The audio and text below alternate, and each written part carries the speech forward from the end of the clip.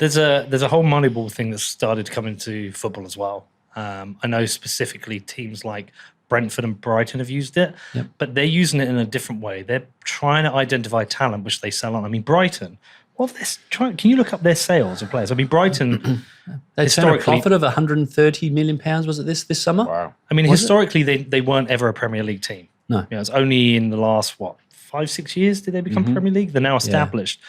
But the volume of players they sell and the rates they sell their players for, have they got recent sales?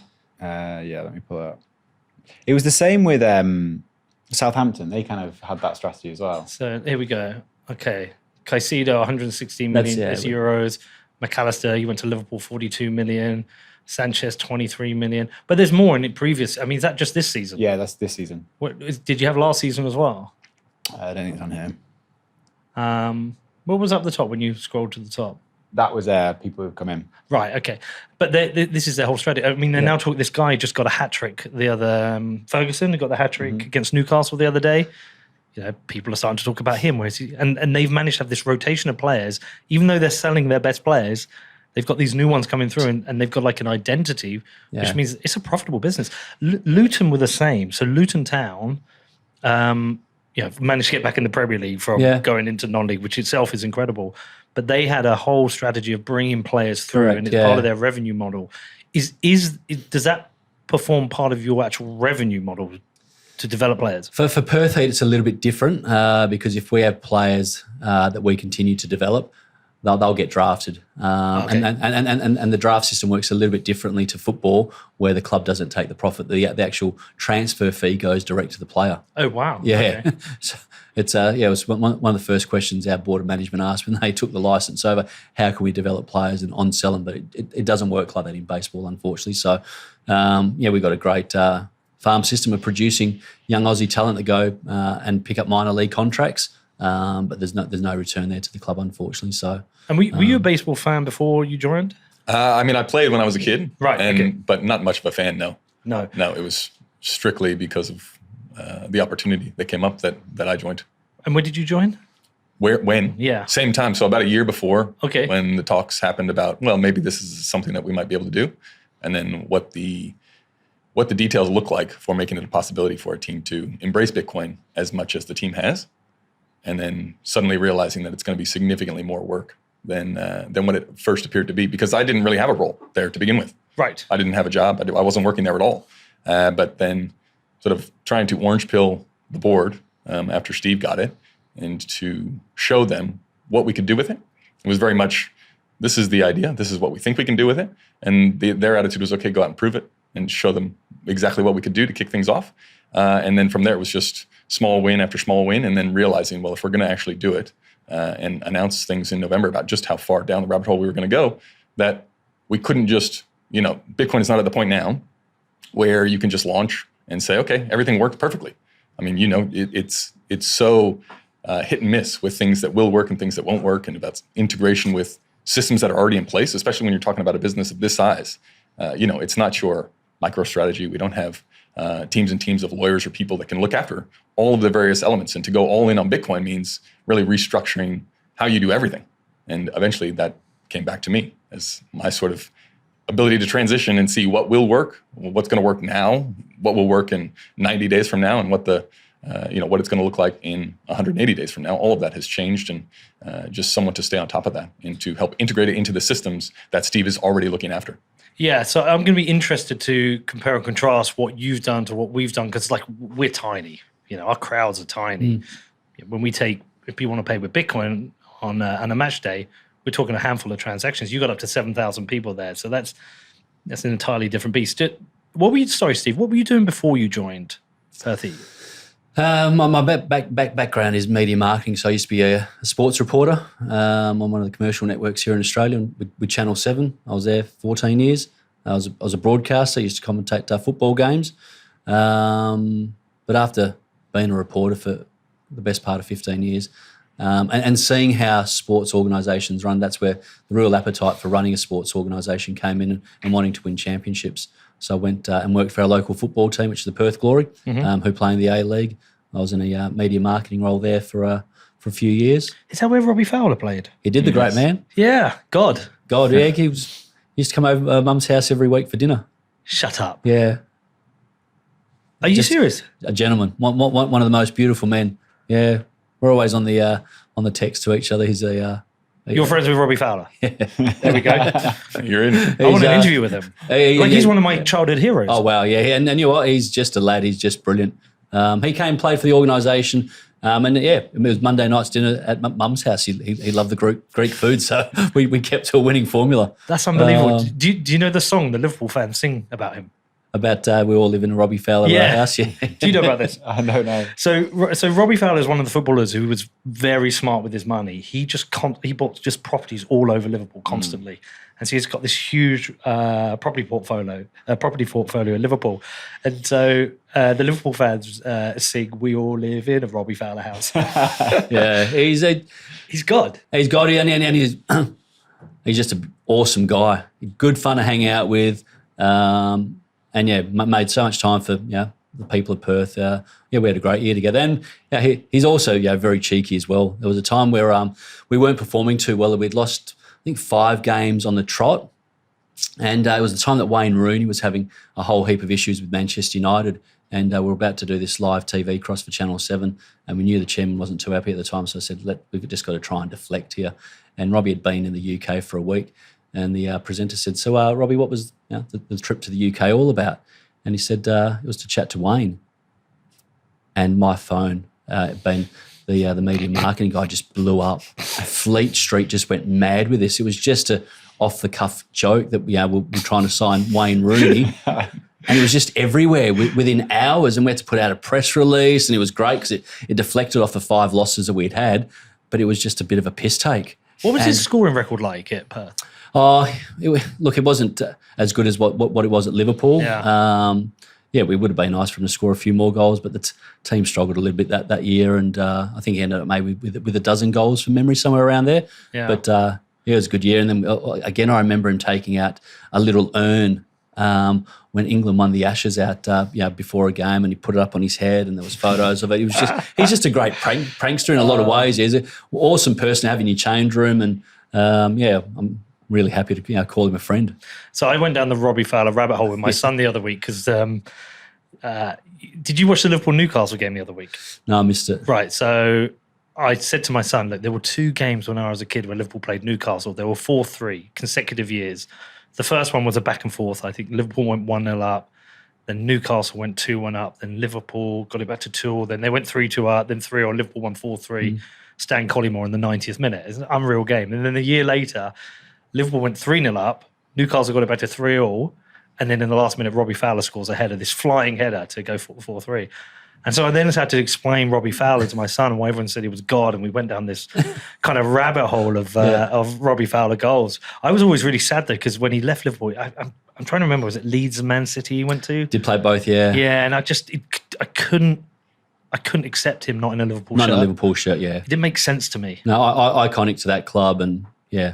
Absolute legend. Oh, sorry, there's a bit of a tangent. Okay, so going from commentator to chief exec, that's quite a jump.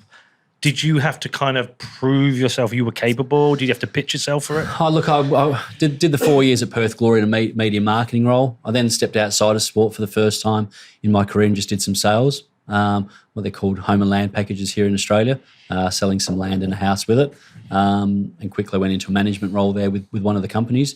And then the opportunity came with the heat, and I was given the chance to run my first club, which was good because at the time I'd just started as president of a football club as well. So the management position was quite similar. And I've run both roles now for the last 5 years, which has been brilliant. What is the mandate for the chief exec? How does it compare to, say, a chairman in a football team? Look, every club's structure can be a little bit different. Yeah. So, chairman for us is one of the shareholders, majority shareholder of our club. So he's who I report to. I've got the day-to-day running of the organisation, and I report to our chairman. But what are the main things that you're targeted? Like, are you responsible for the team and ensuring they've got the resources they need? Everything. Everything, yeah. I run the organisation. So it's basically probably almost identical to my role. Correct. Yeah. Yeah, absolutely. Like bigger numbers. Yeah, they're bigger numbers, but I don't think it really matters. Yeah, and there's probably a good contrast with a football club. Whether you've got 10 members, 100 members, 1,000 members, 1,000,000 members, the communication is still the same. You still treat your members the same way, regardless of how many zeros are involved. It's the same if you do a social media post, whether your club's only got 50 members or 50,000, you're still putting out information. So in some ways, don't get scared by the numbers. It's treat the position with respect and your members and partners, etc. Again, corporate partners, regardless of what the partnership value is, they're a corporate partner.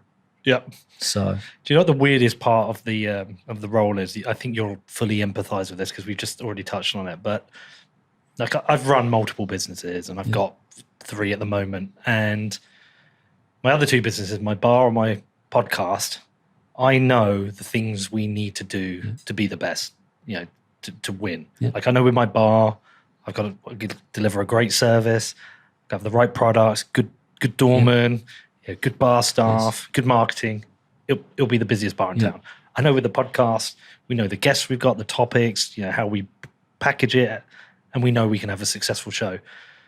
I can do everything right with the football team. I can have the best marketing. I can have the best budget. I can have the best operations. I can do everything perfectly. But our success comes down to 90 minutes, of which 10% is luck. 10% I put down to the referee. The referee the referee has cost us a game this season already. Video evidence provable. And then the other 80% comes down the manager and team just come together. So you can do everything right, but it all comes down to that.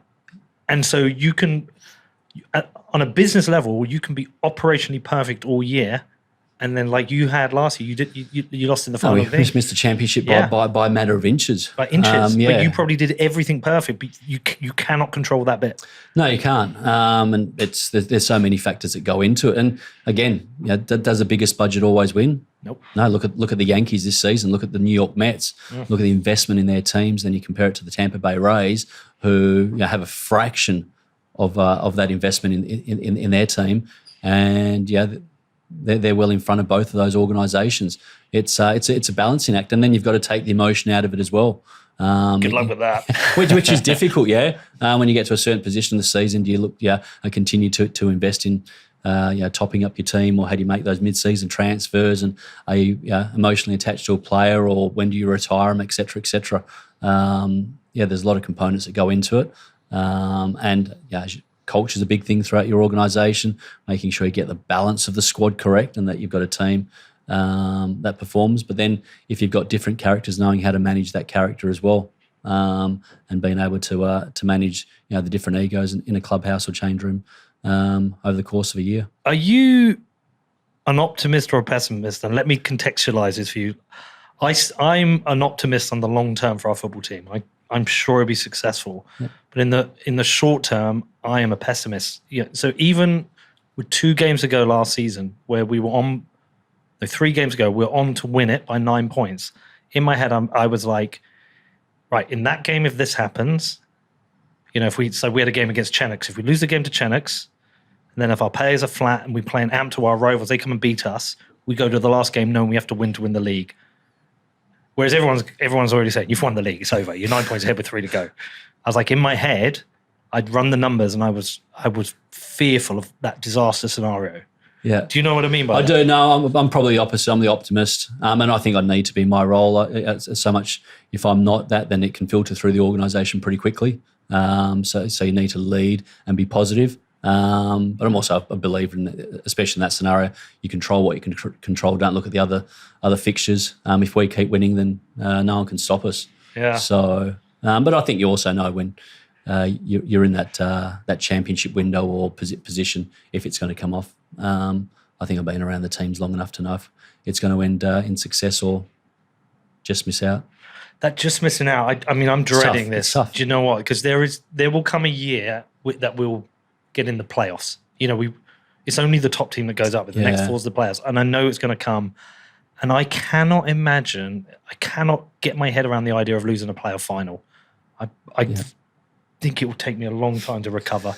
I think I will go into a very short, miserable couple That's of weeks. awful. The power of winning in championships is as good a feeling as you'll get. Yeah, we speak about obviously great moments in your life, with your children and special family occasions. Winning championships in sport is something else, and that's for so many reasons why we're in the role that we are. I've been chief exec now for 4 full seasons, and we've lost 3 championship series with the Heat. And they don't get easier, and you try to pinpoint why. I think it's just a compounding of percentages across a couple of different things which we need to improve on. But no, to lose a playoff or a championship game is a difficult pill to swallow. And sometimes it's harder for the administration or for the fan because you didn't play the game. The player was out there and they know they put their full effort into that fixture.